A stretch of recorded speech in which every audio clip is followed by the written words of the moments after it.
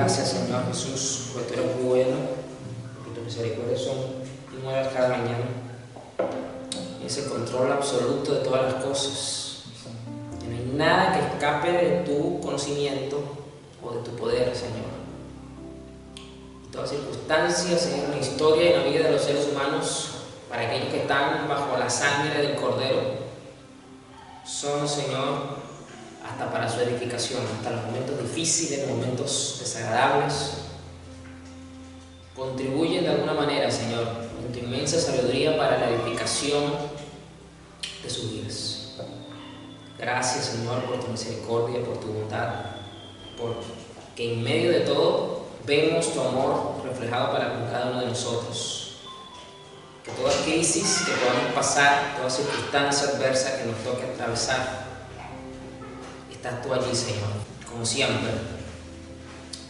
Padre, que en este día podamos conocerte mucho más, podamos ser fortalecidos en la fe, podamos crecer, Señor, a una experiencia de poder para la gloria de tu nombre. Gracias, Jesús. Vamos a Isaías 56:1. Voy a estar leyendo la PDT, Isaías 56:1. Esta generación de israelitas no se caracterizó precisamente por ser la más espiritual y por ser la más obediente al Señor. Fue una de las que también Dios tuvo que venir en un trato fuerte para con ellos. Levanta al profeta Isaías, uno de los profetas mayores como se conoce, y Dios pronuncia profecías fuertes para con el pueblo de Israel. Y también vemos algo interesante, vemos en la ecuación a enemigos del pueblo de Israel, como por ejemplo Egipto, sale juzgado por Dios a través del profeta Isaías. Y en este punto de la historia, pues Dios le manda a decir otra vez, por medio del profeta, el versículo 1, el Señor les dice a su pueblo: practiquen la justicia y actúen honestamente, porque pronto llegará mi salvación y será revelada mi justicia salvadora. Dios comienza, si bien es cierto, haciendo un llamado al pueblo, viene aderezado o complementado con una hermosa promesa profética, anunciando pues que iba a revelar su justicia salvadora. Pero les recuerda, porque esto no es nuevo, esto es algo que viene prácticamente desde que Dios le entregó la ley a Moisés para que se la leyera y se la diera a conocer al pueblo. Dice: practiquen la justicia y actúen honestamente, porque pronto llegará mi salvación. Practiquen la justicia. El ser humano tiene una justicia y que básicamente debería estar, digo debería porque hoy día lo bueno lo llaman malo y a lo malo lo llaman bueno. Por eso digo debería estar sustentada y basada o inspirada en lo que Dios considera justo. Esto es algo fundamental, porque dentro de esta promesa, dentro de este capítulo, Dios hace pues un recordatorio a guardar sus mandamientos, a guardar su ley.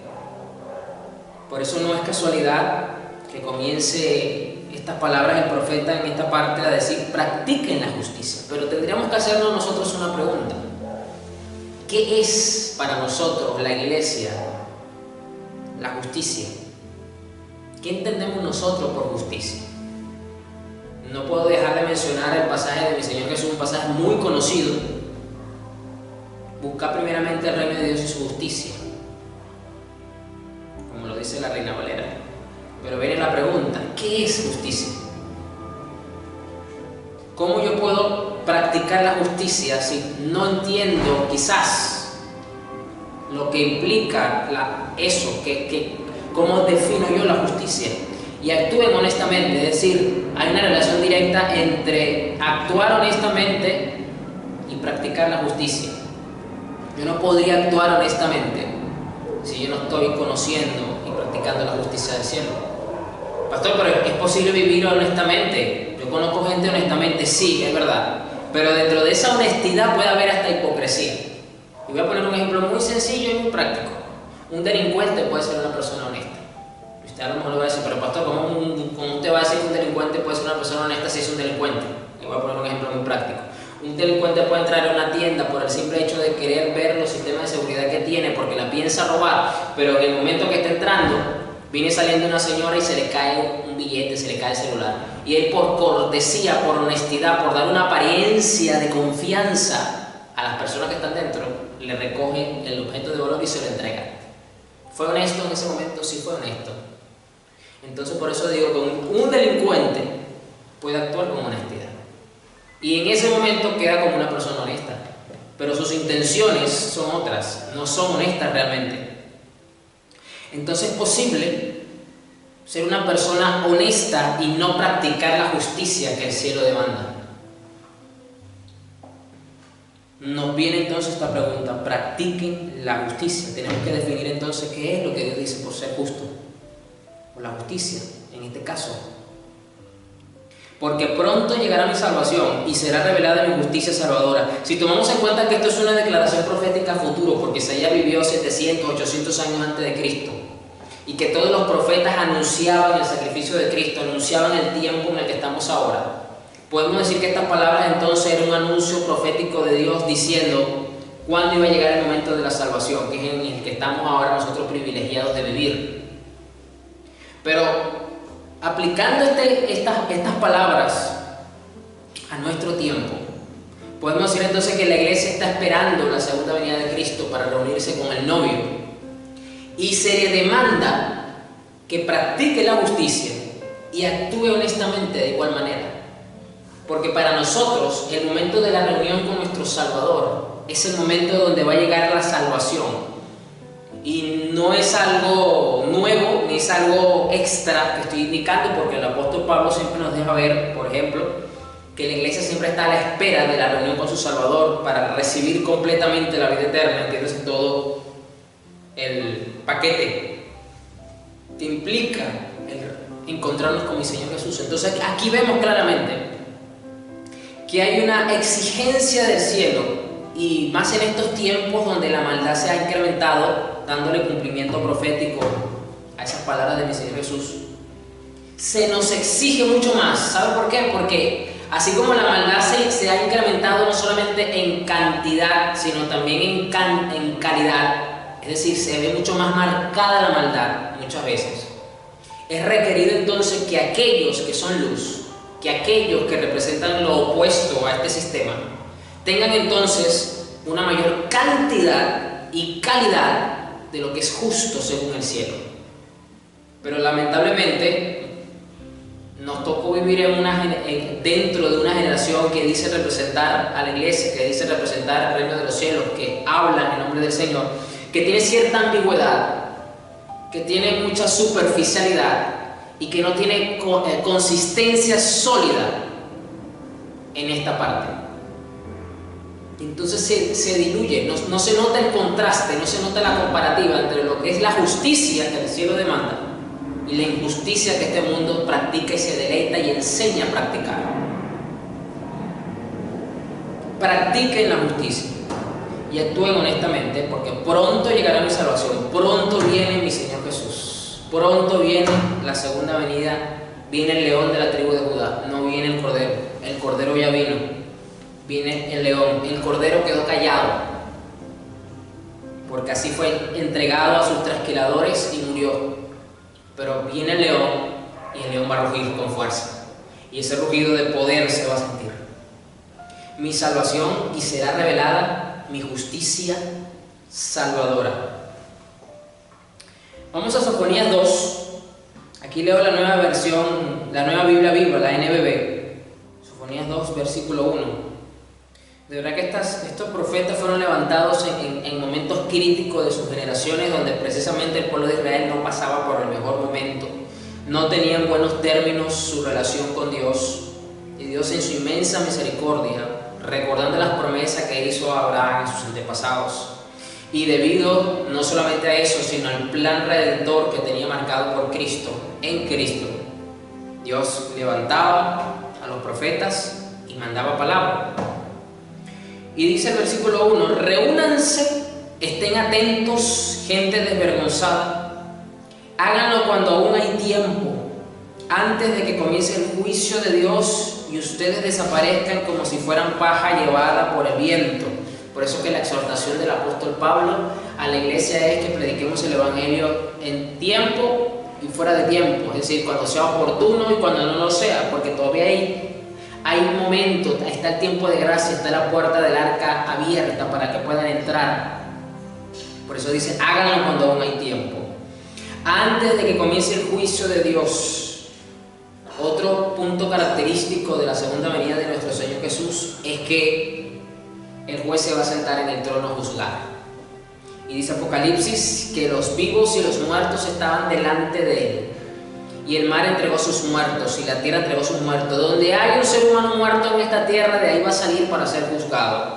Unos para condenación y otros para recibir la recompensa que merezcan. Y que el juez diga, eso es lo que te mereces. Pero hay aquellos que van a ser juzgados para sufrir. Y ustedes desaparezcan como si fueran paja llevada por el viento, antes de que caiga sobre ustedes la gran cólera del Señor y el día terrible de su castigo comience. La gente se preocupa por el momento en que el anticristo revele su ira contra todo lo que lleve el nombre de Dios y Satanás manifieste su ira. Pero yo le voy a decir una cosa: la ira de Dios es peor que la ira de Satanás. Y esa ira se va a ver cuando el juez dicte sentencia sobre aquellos que han profanado su nombre, sobre aquellos que han blasfemado su ser, sobre aquellos que lo ignoraron, sobre aquellos que los desafiaron con su estilo de vida, sobre aquellos que conscientemente fueron en contra de lo que ellos saben que es contra la naturaleza, según el diseño de Dios para con la humanidad. Esa ira es terrible. Esa ira es peor que la de Satanás. Si a usted le parece que la ira del diablo es terrible, pues déjeme decirle que la de Dios es peor. Antes de que caiga sobre ustedes la gran cólera del Señor y el día terrible de su castigo comience, ustedes, los humildes del país. ¿Quiénes son los humildes según el Espíritu Santo le da a entender al profeta Sofonías? Los que aún procuran vivir de acuerdo a las instrucciones del Señor. Miren lo que le vuelvo a decir a esta generación a través del profeta Sofonías, que entre Sofonías y Isaías había unos cuantos años de diferencia, unas cuantas décadas de diferencia. Practiquen la justicia y vivan con humildad. El llamado de Dios, otra vez, es el mismo que Dios le hace a la generación anterior por medio del profeta Isaías. Practiquen la justicia y vivan con humildad. Quizás así puedan ser salvados el día en que el Señor desate su castigo. Aquí hay un llamado interesante, porque si estamos viendo que en el Antiguo Testamento, a través de los profetas, Dios los usó para profetizar sobre un tiempo, para profetizar sobre el sacrificio de Cristo y el tiempo y la apertura que esto iba a traer luego de que eso ocurriese. Es necesario entonces entender que este tiempo viene demarcado por una exigencia de parte del cielo. Hay que vivir practicando la justicia. No basta simplemente con tener una declaración superficial de creencia, como hoy día muchas veces en algunos sectores de la iglesia se quiere poner, que es suficiente con que se simpatice o con que se haga una declaración pública de creencia para decir entonces que perteneces al reino de los cielos y que tienes entonces garantizada la entrada al reino de los cielos. Porque desde el mismísimo Antiguo Testamento ya el Señor deja en claro que había que practicar la justicia, porque esa era una señal de los que habían de ser salvados el día en que el Señor desate su castigo. Lo dice aquí el profeta Sofonías. Hay una exigencia de parte de Dios. Les recuerda a esta generación, le dice que les recuerda porque recuerda que según la exigencia mosaica, las generaciones tenían que enseñar a las generaciones venideras a practicar la justicia. Así que para ellos estas palabras no son nuevas, no son ajenas. Practiquen la justicia. Pero vuelvo y hago la pregunta: ¿qué significa practicar la justicia? Y vivan con humildad. Quizás así puedan ser salvados el día en que el Señor desate su castigo. Dios va a tomar en consideración a aquellos que practican la justicia para ser salvados, para no ser tomados en cuenta. para sufrir su ira.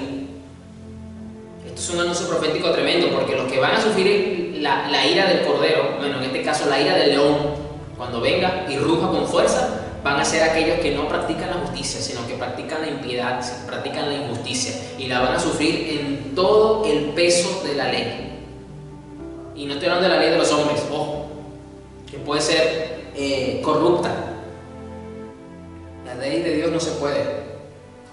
De ahí nadie escapa.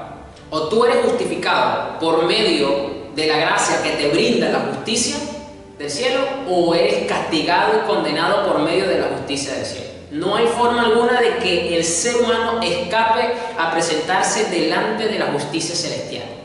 No hay manera, no existe. Si alguien dice eso, es un mentiroso, está engañando a los oyentes. Bien, todo esto que acabamos de ver acá era simplemente para que podamos centrarnos en el pasaje donde quiero, y el Señor nos va a dar una hermosa serie en este pasaje. Esta fue la introducción a este punto, que es donde yo quería llegar. Vamos a Mateo 5. Aquí leo la Reina Valera 60. Mateo 5, versículo 17. Y usted sabe pues que Mateo 5, allí comienza el famoso Sermón del Monte, que abarca 2 capítulos del libro de Mateo, que es la predicación más extensa de la cual se tiene registro de la iglesia, porque el apóstol Mateo toma bastante bien prácticamente todo ese discurso, todo ese sermón, toda esa prédica, como usted le quiera decir, del Señor Jesús, y comienza hablando con las bienaventuranzas y se empieza a pasear por los diferentes temas que él abarca allí. Pero en el versículo 17 de Mateo 5 nos dice acá el apóstol, dice: no penséis que he venido para abrogar la ley o los profetas. Acabamos de venir de una lectura de los profetas, donde acabamos de ver a Isaías, donde acabamos de ver a Sofonías, donde el Señor dice que había que practicar la justicia, que eso era importante porque el día que manifestase Él su salvación, Él iba a tomar en consideración esa justicia para que no sean condenados por su ira. Así que el hecho de que Jesús diga: no he venido para abrogar la ley o los profetas, no he venido para abrogar sino para cumplir, está indicando entonces también que había que tener un grado de exigencia, y que los profetas y que la ley no se había cumplido realmente. Y esto es interesante porque recordemos que hasta este punto los judíos, las generaciones de estos oyentes que mi Señor Jesús tienen acá, venían cumpliendo con la ley. Y mi Señor viene y dice: sino para cumplir. Porque de cierto os digo que hasta que pasen el cielo y la tierra, ni una jota ni una tilde pasará de la ley, hasta que todo se haya cumplido. Es decir, mi Señor Jesús ahora está diciendo acá que a pesar de que ustedes venían y sus antepasados venían cumpliendo con la ley, realmente no se ha cumplido todo lo que la ley y los profetas indicaron. De manera que cualquiera que quebrante uno de estos mandamientos muy pequeños, y así enseña a los hombres, muy pequeño será llamado en el reino de los cielos. Mas cualquiera que los haga y los enseñe, este será llamado grande en el reino de los cielos. Y aquí dice el punto donde el Espíritu Santo estuvo tratando con mi vida. Porque os digo que si vuestra justicia no fuere mayor que la de los escribas y fariseos, no entraréis en el reino de los cielos. Lo dije hace un momento, nos tocó vivir dentro de una generación que representa a la iglesia, que representa el reino de los cielos, en la que creen que simplemente por hacer una confesión superficial de creencias ya tiene el cielo asegurado, o como le decimos a los venezolanos, ya tiene a Dios agarrado por la chiva. Y mi Señor Jesús aquí dice algo interesantísimo: si vuestra justicia no fuera mayor que la de los escribas y fariseos, no entraréis en el reino de los cielos. Esto lo vamos a mirar acá porque aquí hay varias preguntas que a mí en lo personal me surgieron, y que me llevaron a indagar, a buscar, a escudriñar mucho más para poder entender y comprender mejor lo que mi Señor Jesús está diciéndole a los oyentes, no solamente a los apóstoles que estaban allí, porque los apóstoles siempre estaban con Jesús, sino a toda la multitud que lo estaba escuchando, porque recuerda que acabo de decir que este era el sermón del monte, o el sermón de las bienaventuranzas, porque comienza con las bienaventuranzas, así que había una gran multitud escuchando sus palabras. Y toma como referencia a los escribas y a los fariseos. Los escribas, los fariseos formaban parte de varios grupos dentro de la sociedad judía de la época, que junto con los saduceos tenían mucha influencia política y religiosa sobre el pueblo, pero voy a profundizar en eso en un momento para que podamos entender. Porque si bien es cierto, quizás algunos que me escuchen tienen un poquito más de referencias cuando digo la palabra fariseo, hay una que inmediatamente le viene a la mente, porque es, digamos, la que más se ha explicado, que es hipócrita. Fariseo es sinónimo de hipócrita religioso. Si bien es cierto, son esas características negativas las que más se conocen, no son las únicas características que los fariseos tenían. Los fariseos también tenían características positivas. Lo que pasa es que siempre se ha popularizado solamente esos dos rangos negativos de los fariseos. ¿Y quiénes son los escribas? Eso lo vamos a mirar también a lo largo de esta serie, porque mi Señor los está poniendo como marco referencial. Les está diciendo, si ustedes no tienen una justicia mayor que la de los fariseos y los escribas, ustedes no entran al reino de los cielos. Entonces se me presentan tres preguntas aquí. ¿Qué es lo que la Biblia define, lo que el cielo define como justicia? Número uno. Número dos, ¿quiénes son realmente o cómo fueron realmente los fariseos? Necesito conocer a los fariseos entonces para poder tener esa referencia mucho más clara. Porque si yo no logro conocer cómo eran los fariseos, no solamente en esos dos rasgos negativos que siempre se nombran, yo no voy a poder entonces superar esa justicia que mi Señor manda. Y número tres, lo mismo va a ocurrir con los escribas. ¿Cómo eran los escribas? ¿Quiénes eran los escribas? ¿Y por qué son tan relevantes que mi Señor Jesús los pone dentro de este primer sermón público que Él se lanza? De esa manera, usted y yo vamos a lograr comprender cuál es ese nivel superior al cual estamos llamados nosotros a tener de justicia, una vez que yo entienda y defina lo que es la justicia, para poder entrar al reino del cielo. Voy a leer la NTV de Mateo 5, 17 y 20. La misma lectura que estamos leyendo, pero la quiero leer en esta versión para que usted entienda un poco mejor lo que mi Señor Jesús está queriendo decir. No malinterpreten la razón por la cual he venido. No vine para abolir la ley de Moisés o los escritos de los profetas. Al contrario, vine para cumplir sus propósitos. Jesús entonces ahora aquí le está indicando a todos los oyentes que el propósito de su venida era para realmente cumplir con la ley de Moisés y con los escritos, es decir, con todas las profecías que apuntalaban a Jesús, a su vida, a su propósito y a todo lo relacionado a Él. Les digo la verdad, hasta que desaparezcan el cielo y la tierra, no desaparecerá ni el más mínimo detalle de la ley de Dios hasta que su propósito se cumpla. Es decir, a Él era necesario cumplir con el propósito de la ley de Dios, y que el cielo y tierra pasará, pero su palabra no iba a pasar, ni el más mínimo detalle de la ley iba a pasar hasta que no se cumpliese. Y el cumplidor de eso era Jesús, porque fue el único que como hombre podía cumplir a la perfección con las exigencias de la ley y darle cumplimiento profético, porque las profecías lo anunciaban a Él. Así que no había forma alguna de que esto no se cumpliese si no fuese con Jesús. Entonces, si no hacen caso al más insignificante mandamiento y les enseñan a los demás a hacer lo mismo, serán llamados los más insignificantes en el reino del cielo. Aquí yo quiero hacer una observación muy puntual con la iglesia, con la generación en la que nos ha tocado vivir y en la cual formamos parte. No basta con que nosotros enseñemos los mandamientos, sino que tenemos que vivirlos y en esa coherencia enseñarlos a otros. Esa es la exigencia. Tú tienes una exigencia, pastor, pero es que yo no soy pastora, yo no soy líder, yo no soy apóstol, yo no soy profeta, yo no soy evangelista, yo soy una simple ovejita. Pues déjame decirte que de igual manera tienes la responsabilidad no solamente de vivir estos mandamientos, sino de enseñarlos a otros.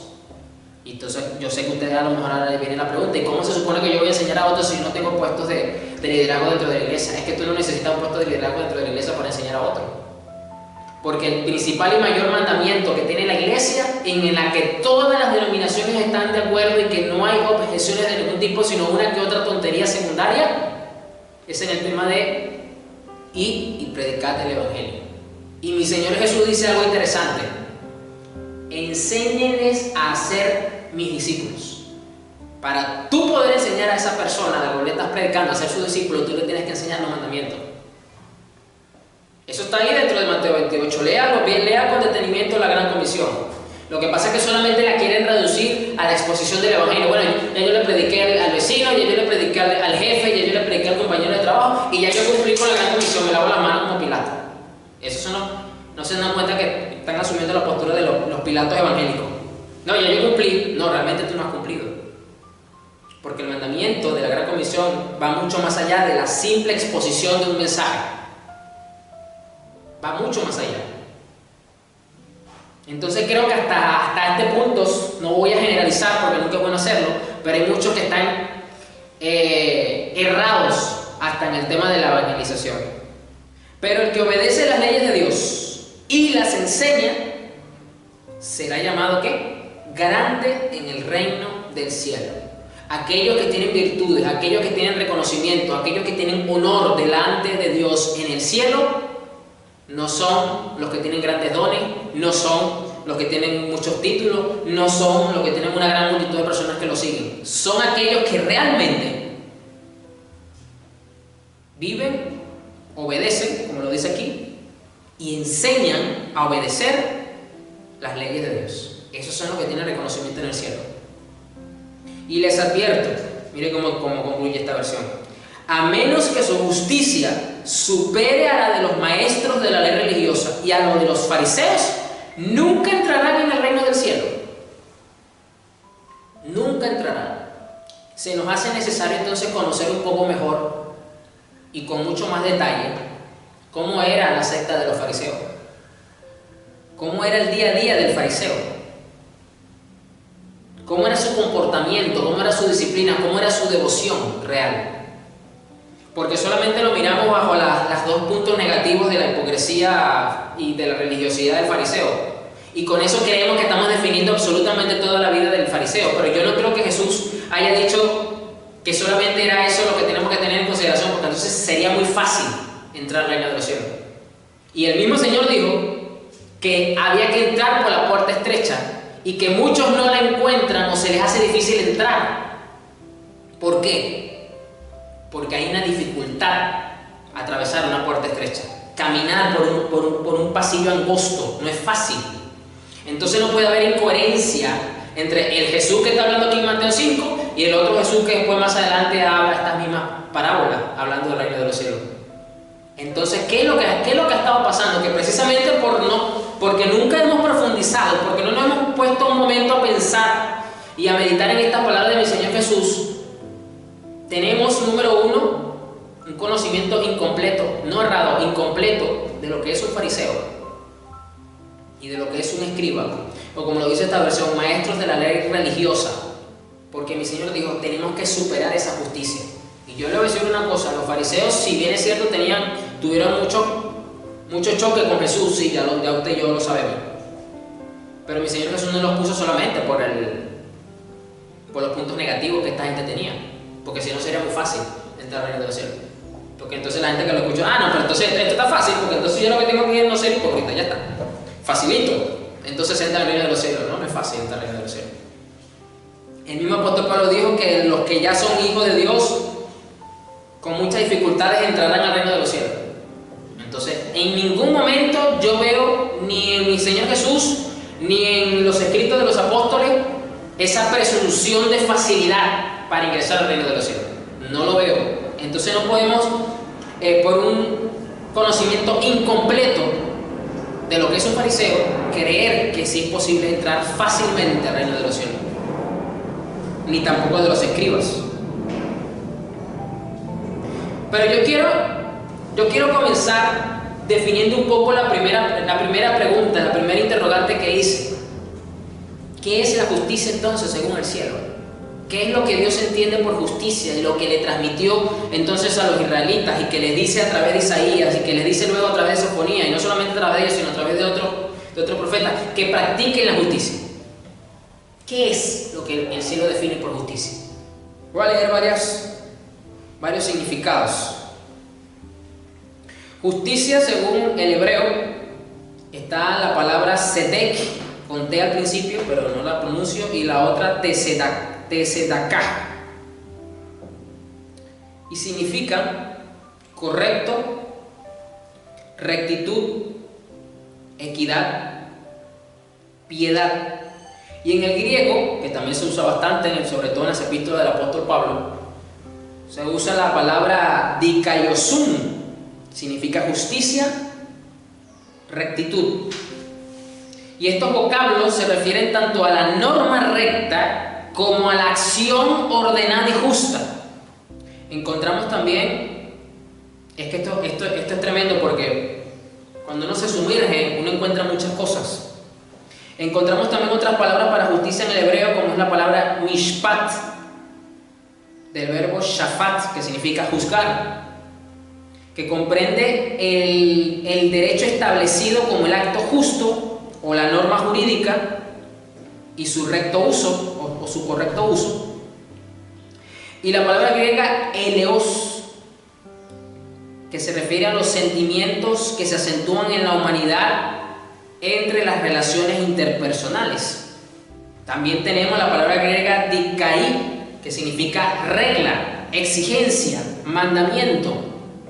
Entonces fíjense cómo todas estas definiciones se conjugan y tenemos que tenerlas presentes para poder definir y comprender mejor lo que Dios dice cuando dice practiquen la justicia. Practiquen la justicia. Pero quiero comenzar resaltando algo muy importante. Vamos al Antiguo Testamento nuevamente. Vamos a Isaías 64, versículo 6. Aquí leo la PDT. Isaías 64, verso 6. Ok, entonces acabo de decir que entonces para Dios, dentro de lo que es el significado de justicia, está lo que es correcto, lo que es recto, lo que es justo, lo que es equitativo, lo que es piadoso, lo que es ley, lo que es la regla, el mandamiento, lo que es un acto justo. O sea, son varias cosas que componen entonces el practicar la justicia. Tengo que tener en consideración ciertas cosas para luego obrar justamente. Pero hay algo que tenemos que decir y no podemos obviar, porque si no, inmediatamente el que me escuche cree que por sus medios va a poder lograr este nivel de justicia que Dios está demandando y de esa forma superar a los fariseos y a los escribas. En Isaías también, 64:6, la versión PDT dice: todos nosotros nos volvimos como alguien impuro. Todas nuestras obras justas son como una toalla higiénica sucia. Eso quise traer esta versión porque usa términos que son más actuales. La Reina Valera dice trapos de inmundicia. Y aquí dice: todas nuestras obras justas son como una toalla higiénica sucia. Todos nosotros como una hoja nos marchitamos y caemos, y nuestros pecados nos arrastran como el viento. Aquí el apóstol Isaías, porque es que estoy pensando en la referencia del apóstol Pablo, cuando digo que todos estamos destituidos de la gloria de Dios, que no hay justo ni aún uno. Romanos 3.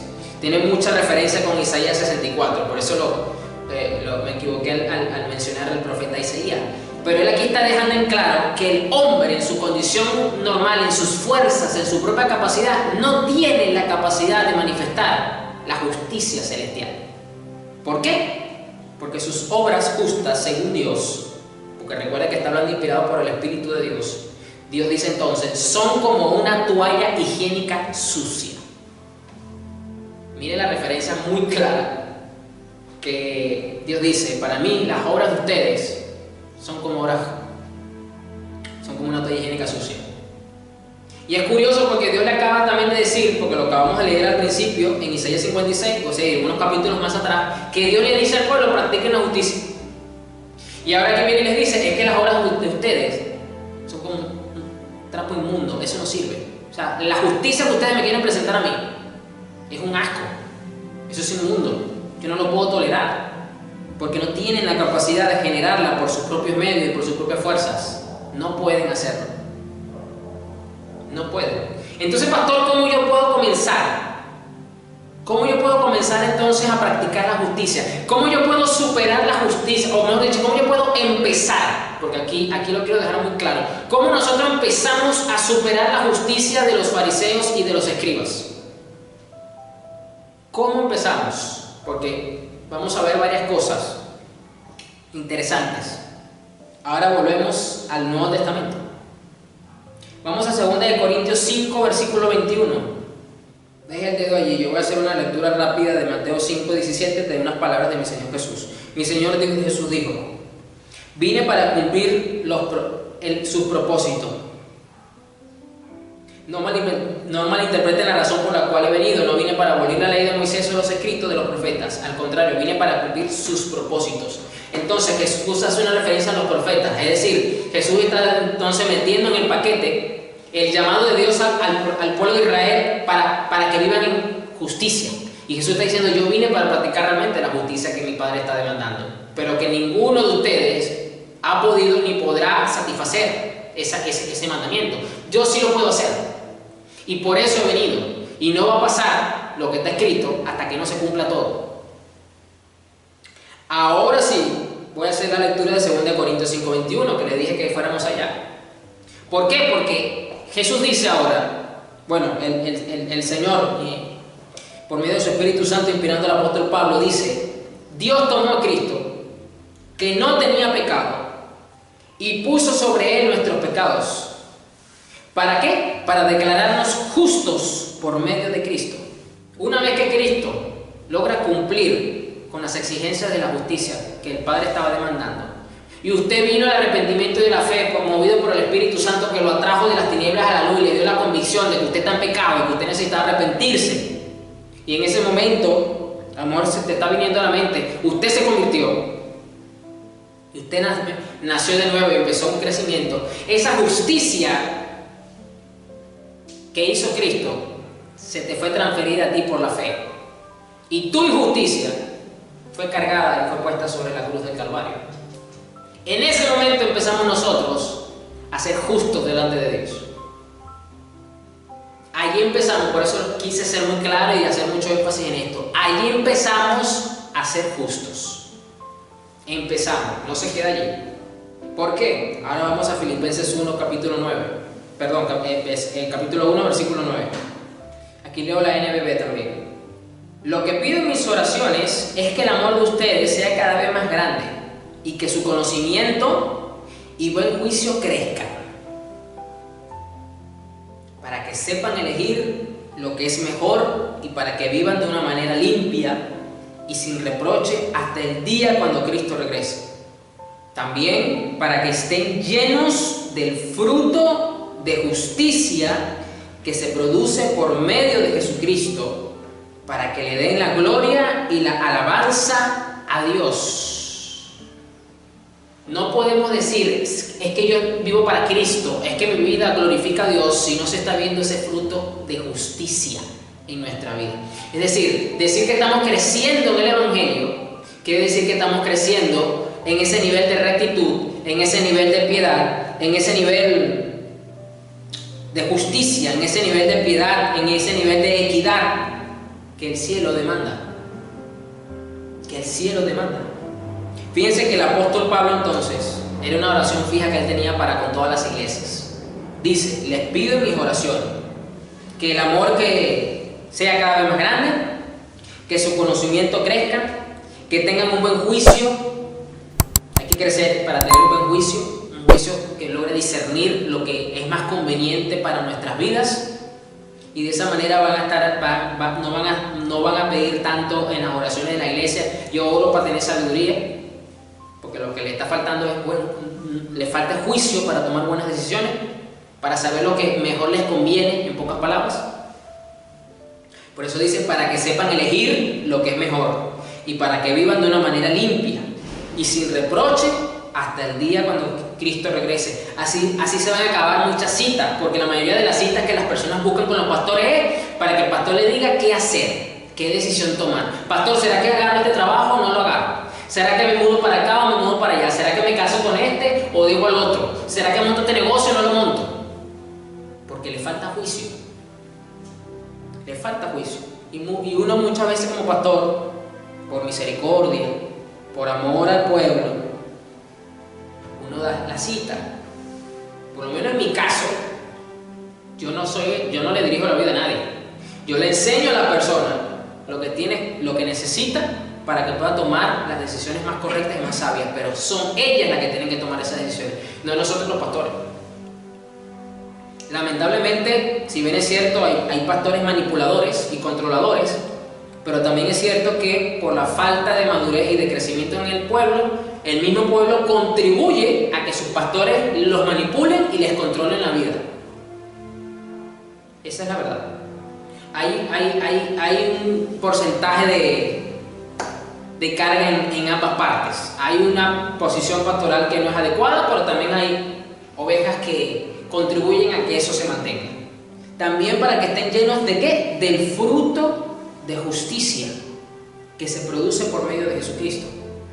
Entonces, el que usted y yo crezcamos en esa justicia que se nos fue imputada por haber creído en Cristo, nos empieza a permitir que tengamos un nivel de justicia superior al de los fariseos y escribas. ¿Por qué? Porque para nadie es un secreto que muchos, no voy a decir todos, porque Nicodemo era fariseo, pero era un discípulo secreto de Jesús y era un fariseo. Por eso que después de haber discutido con los fariseos, Nicodemo lo visitó en la noche. Y es lo que usted lee en Juan 3, que si no naces de nuevo y todo aquello. Él pertenecía a los fariseos.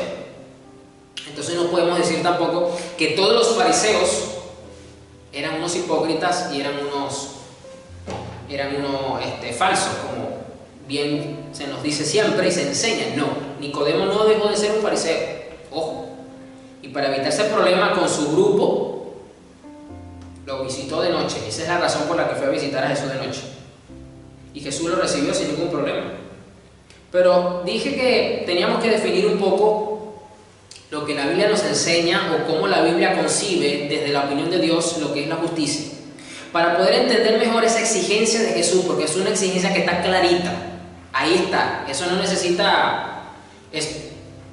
Eso no está en parábola, eso no está de manera simbólica, o sea, es una declaración directa de mi Señor Jesús que debemos de tomar en consideración durante toda nuestra vida, no solamente ahorita, sino toda nuestra vida. Debemos de superar la justicia de los fariseos y de los escribas. Es un deber. Pero también dije que teníamos que conocer un poco más a los fariseos, que no bastaba simplemente con definirlo bajo el punto negativo de la hipocresía, que es lo que más resaltan los predicadores hoy día, y que por lo tanto la iglesia es lo que más escucha. Entonces automáticamente dicen fariseo es igual a religioso e hipócrita. Sí, es verdad, pero no es solamente eso los rasgos que lo definen. Pero vamos a conocer un poco a este grupo llamado los fariseos. Vamos a conocer un poquito, que rápido pasa el tiempo, este grupo. Este grupo se formó porque una vez que el imperio de Alejandro Magno, sí, el que aparece en las películas a veces, su imperio cae porque él muere repentinamente y el imperio griego pues es dividido entre sus generales y empieza un tiempo de mortandad y de cuchillo entre ellos para quedarse con el control del imperio de Alejandro Magno.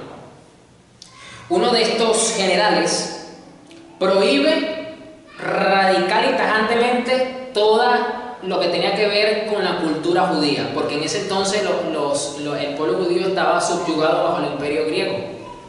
Y uno de los generales era el más antisemita de todos y fue radical. quiero extirpar y exterminar todo vestigio. No lo quería matar, quería exterminar su cultura, o sea, no quería rasgos ni manifestaciones de su cultura de ningún tipo. Y esto pues causó mucha incomodidad entre aquel remanente de judíos y comenzó pues la rebelión de los macabeos. Ese es un libro histórico y por eso pues la Iglesia Católica pretende incluirlo dentro de su canon, pero es realmente solamente un libro histórico que no necesita mayor cosa, usted lo puede encontrar en cualquier lugar. Y relata entonces la rebelión de los macabeos, logran quitarse ese yugo de encima y de allí empiezan a surgir pues un grupo de personas que empezaron a mezclar el poder político con el poder religioso. Y luego de eso surge un levantamiento interno y salen de allí los fariseos. Los fariseos. ¿Qué significa la palabra fariseo? Interesante. Los fariseos significa los separados. Los separados, eso es lo que significa. Así que hasta el nombre, es interesante el nombre. Otra traducción que no sé de dónde la sacan de la palabra fariseos es los que ablandan las cosas duras. Es curioso. Es curioso. Los que ablandan las cosas duras. Y de allí pues sale este grupo de los fariseos. Y también hubo, se le dice secta fariseica. ¿Por qué? Porque era una facción dentro de otra sociedad, dentro de la sociedad. Estaban también los saduceos, estaban también los escribas. Y estos tres grupos componían algo que usted ha leído en la Reina Valera, que usted ha leído en la Biblia, en los Evangelios, que quizás a lo mejor no le ha dado mucha importancia, o quizás sí y tiene la duda, pero yo se lo voy a aclarar ahorita. El famoso Sanedrín. El Sanedrín que usted escucha mencionado en los Evangelios. Y el Sanedrín se reunió. Y el Sanedrín lo otro. El Sanedrín era el tribunal conformado por 70 personas. Y de esas 70 personas estaban los escribas, los saduceos, los escribas y los fariseos. O sea, todas estas facciones formaban parte de lo que era el Sanedrín. Y era el poder político social de la época de Jesús. Unos estaban a favor de Roma, otros no estaban a favor mucho de Roma. Pero el poder político dentro de la sociedad, la influencia religiosa, la tenía este grupo. La tenía este grupo. Entonces cuando Jesús dice que nuestra justicia tenía que ser superior a la de los escribas y fariseos, no está poniendo tampoco en relevancia la postura religiosa de ellos, sino no está poniendo a cualquiera, está poniendo que nada más y nada menos que a figuras importantes del momento. No está poniendo cualquier ejemplo. A ver, ¿qué otro dato por aquí podemos tener? Estas personas tenían un punto a favor que muy poco se resalta, porque siempre se resalta en lo negativo de los fariseos, porque siempre solamente toman en cuenta las discusiones que tenían con Jesús, y como salían siempre perdiendo, entonces siempre los ponen como es que esta gente no tenía nada nuevo y todo era negativo. No, esta gente tenía una particularidad. Esta gente se esforzaba mucho por cumplir con todas las exigencias de la ley. Otro rasgo interesante que tenían y que los distinguía de los saduceos es que los fariseos creían mucho en la tradición escrita de la ley mosaica y la tradición oral. ¿Por qué? Porque ellos decían pues que por generaciones se transmitió la ley, o lo que ellos llamaban la ley oral. ¿Qué era esa ley oral? Eso incluía las tradiciones que según ellos y sus antepasados no fueron dejadas por escrita, pero que les fue transmitida Moisés a las cabezas de las tribus, y esto se la transfirieron a sus hijos. Entonces de ahí sale la ley oral. ¿Qué pasaba con esta ley oral? Que bueno, que muchas veces eran inventos de hombres. Y era una de las críticas que Jesús tenía con ellos. A diferencia de los saduceos no creían en la ley oral. Ellos decían, si no está escrito, eso es invento de hombre, eso no lo dijo Dios. Esa era una de las diferencias que tenían los saduceos y los fariseos. Otra diferencia que tenían los saduceos y los fariseos fueron uno de los primeros grupos religiosos dentro del pueblo de Israel que empezó a promover y a creer y a enseñar que existía vida después de la muerte. Número uno. Número dos, que las personas iban a resucitar en algún momento. Y los saduceos decían lo contrario. Los saduceos decían, una vez que usted se muere, usted se murió. Ya no hay más nada que hacer. Y por otro lado, la gente no resucita. Esa era una de las diferencias doctrinales que había, por ejemplo, entre los fariseos y los saduceos. No sé si ahora usted recuerda el momento en que Pablo es tomado preso y está en el tribunal, y él, sabiendo las diferencias doctrinales, dice: aquí estoy porque me dijeron pues que me están juzgando porque yo creo en la resurrección de los muertos. Y se formó una discusión fuerte. Hechos, usted lo encuentra en el libro de Hechos. Y el centurión romano manda a los soldados a que saque a Pablo de allí, de ese lugar, porque se formó la grande. Se formó, decimos a los venezolanos, una sanpaulera tremenda, porque Pablo se valió de un tema neurálgico para ambos bandos y se desvirtuó la situación, pero eso le ganó a Pablo tiempo a nivel de juicio. Pablo fue inteligente en ese aspecto y se valió de esa diferencia doctrinal. Pero teníamos esta particularidad. Eran personas que, como su nombre lo indica, buscaban ser separados y buscaban cumplir con la ley de forma muy rigurosa, a tal punto que para los fariseos era hasta pecado caminar en exceso en el día sábado.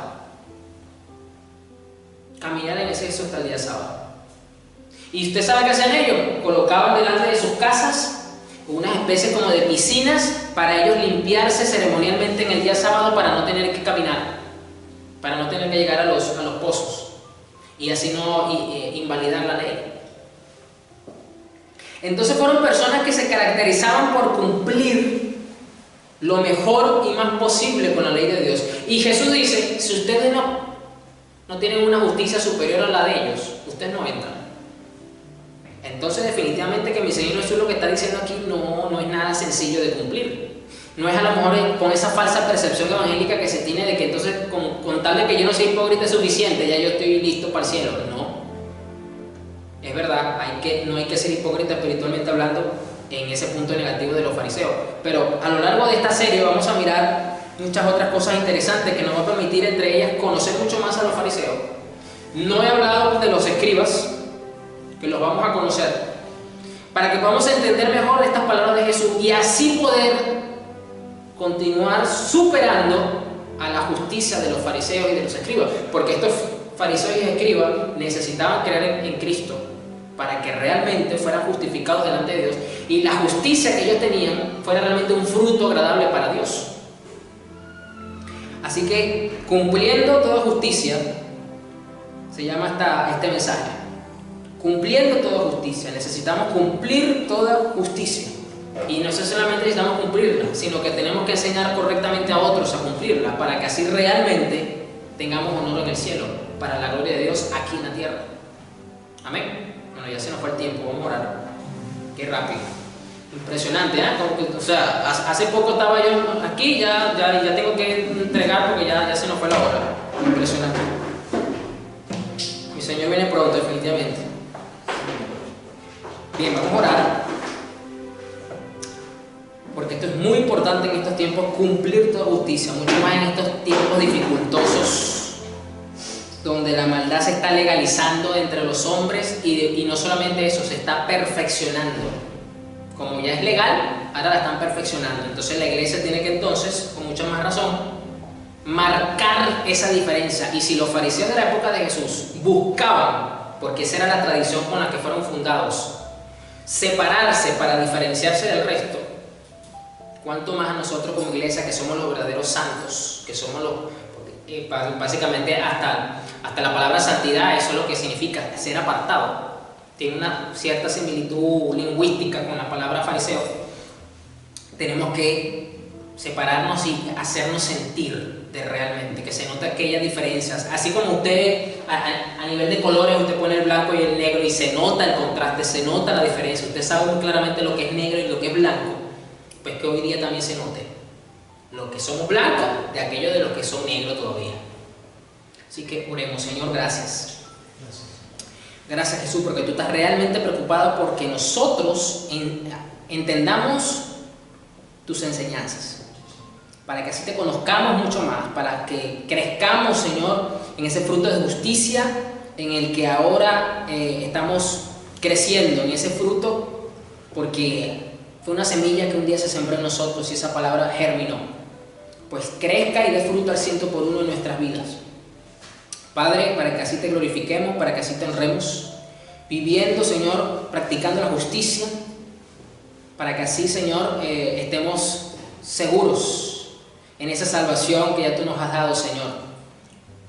Porque estamos esperando tu venida, la venida en la que el león de la tribu de Judá viene a rugir con fuerza y donde su justicia se va a caer, esa ira santa va a caer sobre aquellos que practican la impiedad, sobre aquellos que profanan, Señor, conscientemente lo que es justo y lo que es santo para ti. Gracias, Señor, ayuda a tu pueblo en estas cosas. Dale entendimiento, dale comprensión, Señor.